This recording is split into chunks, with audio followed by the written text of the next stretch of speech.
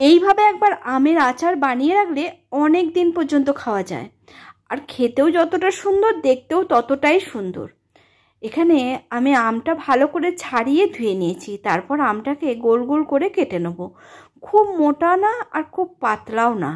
এবারে আমের ভেতরে যে বীজটা আছে সেটাকে ঠিক এইভাবে বের করে দিতে হবে। আমের এই বীজটা বের করে দিলে এরকম কিন্তু ফাঁকা হয়ে যাবে মাঝখানটা। সবগুলোরই বের করে দেবো, কারণ ওটা না বের করে দিলে ওটা আবার তিতো হয়। তাই সব বের করে নিয়ে আর একবার ভালো করে ধুয়ে নিয়েছি।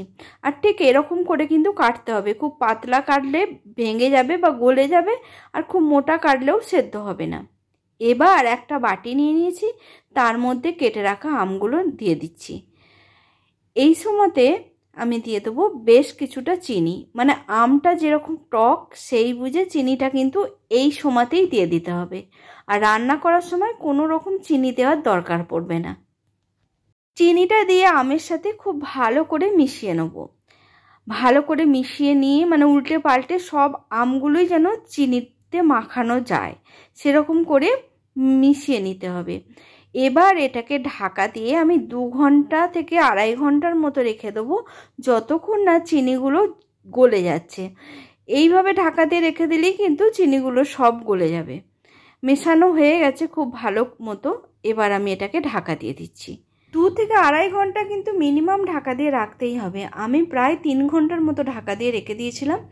পুরো চিনিটা গলে গেছে, দেখুন পুরো চিনির রস তৈরি হয়ে গেছে। এটার কিন্তু এই সময়তেই চিনিটা দিতে হবে, এরপরে চিনি দেওয়া যাবে না। এবার একটা কড়াই নিয়ে নিয়েছি গ্যাসের মধ্যে। এবার ওই আমগুলো রস সমেত মানে চিনি সমেত ঢেলে দিচ্ছি। ঢেলে দিয়ে আমি একটুখানি ফুটতে দেবো। একটুখানি গরম হওয়ার পর আমি এখানে দিয়ে দেবো পরিমাণ মতো নুন। এই সময় কেউ চাইলে কিন্তু লঙ্কা গুঁড়ো বা হলুদ গুঁড়োও দিতে পারেন, আর কিছু না দিলেও এর কালারটা কিন্তু খুব সুন্দর আসে। এবার আমটাকে ফুটতে দিয়ে আমি একটা মশলা বানিয়ে নিচ্ছি। একটু ধনে, গোটা ধনে, একটু মৌরি, একটুখানি পাঁচফোড়ন আর কয়েকটা শুকনো লঙ্কা ভালো করে ভেজে নেব। এবার এগুলোকে ঠান্ডা হয়ে গেলে একটা মিক্সিতে ঘুরিয়ে নেব। এটা কিন্তু একটুখানি আধ ভাঙা টাইপের করতে হবে, খুব মিহি পেস্ট করার দরকার নেই। এবার মিক্সিতে এটা আমি ঘুরিয়ে নিচ্ছি। ওদিকে আমটাও খুব ভালো মতো রসের মধ্যে সেদ্ধ হয়ে গেছে।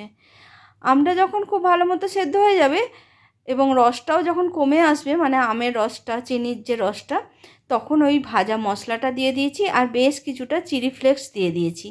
এতেই ঝালটাও এর মধ্যে এসে যাবে। মশলাটা দিয়ে মিনিট 5 মতো আর একটু ফুটিয়ে নেব, যাতে মশলার ফ্লেভারগুলো আমের মধ্যে চলে যায়।